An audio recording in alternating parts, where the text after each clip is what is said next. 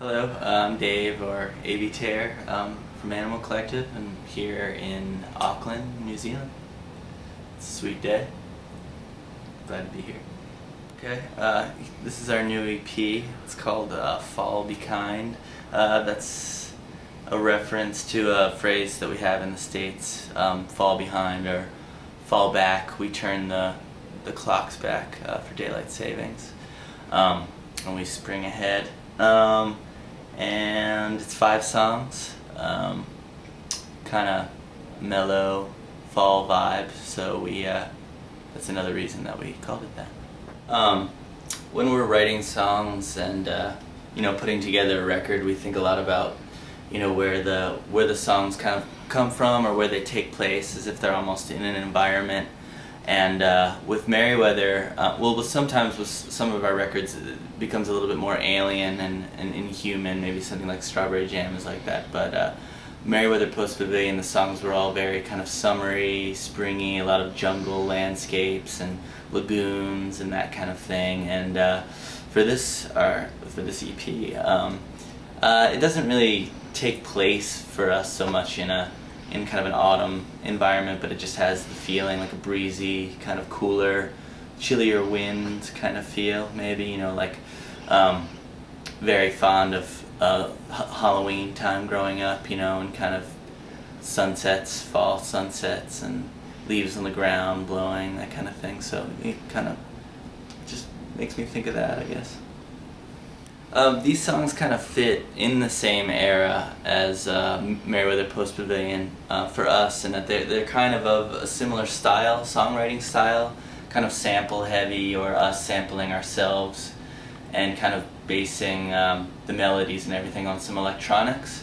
3 of the songs, Graze, On a Highway, and I Think I Can, were sort of started for Merriweather Post Pavilion, but we didn't get to finish them there, just because we didn't have time and we didn't think they'd really fit on the record, because they're a little bit darker and more spacey, and less of they don't have, well, I Think I Can sort of has the rhythmic punch, but we didn't really know quite where it was going yet at the time. It was probably one of the harder songs, I Think I Can, to put together. So we kind of finished everything later, over the summer, actually, in New York, whereas we started everything in Oxford, Mississippi. I started writing What Would I Want Sky based on really just being attracted to the rhythm of this song, Unbroken Chain, by the Grateful Dead. It's a Phil Lesh song, and I think Phil Lesh has a lot of sweet, underrated Grateful Dead songs, Box of Rain being another one on American Beauty, and so I just was hoping to sample a portion of the song and just use the rhythm, really. So I did a bunch of different samples and just started messing around a lot. I guess a lot of how I start writing songs, or how we start writing songs is start with an idea in mind, but then kind of work with it until it becomes a little bit more personal. It just took working with the sample. I could never just isolate the drum track without a melody or vocal in there, so I just started working around with other stuff and came across this kind of really catchy what you hear in the song, and just started looping that, and then started here as I piece it all together, in the computer, I just think about how it can change, and then just add it in kind of like one chord change, like in the middle. That would be sort of surprising. I thought it would be cool to have this kind of trancey, repetitive song that would kind of take a turn in the middle almost, that wouldn't necessarily be a chorus, but would kind of act like that in a way, but kind of be this surprising change, and that's kind of how it came about, and we put it all together as a group from the sample. And just getting permission to use the sample, were you nervous about asking?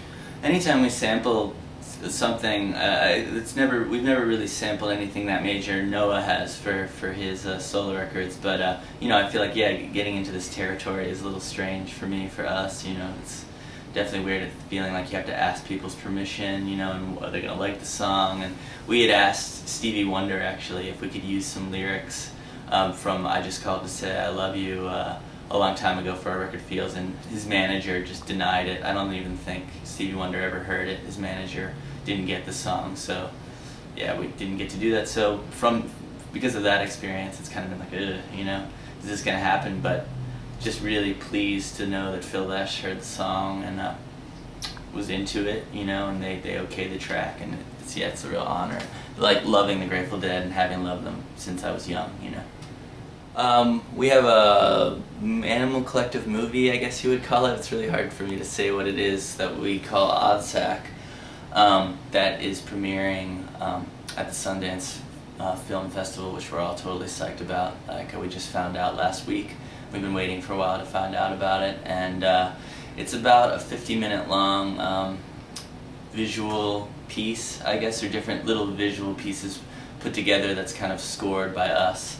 And the visuals and the music are really inseparable. You know, it's kind of like we really collaborated with the director, Danny Perez, to make something that wouldn't just be an Animal Collective record with some visuals added onto it, like a music video, or, you know, some visuals with just us doing the score underneath. I think they really are inseparable, and you know, it's kind of really hard to describe. It's a little bit darker than stuff musically that we've been doing lately, and a little bit more textural at some times, or kind of yeah, I don't know how I could describe it. It's best probably not to describe it so much and just let people check it out. But yeah, it's going to be screened throughout next year and come out on DVD sometime in the summer, I think. I can't really say for sure, but hopefully we can screen it in New Zealand and as many places as we can, really.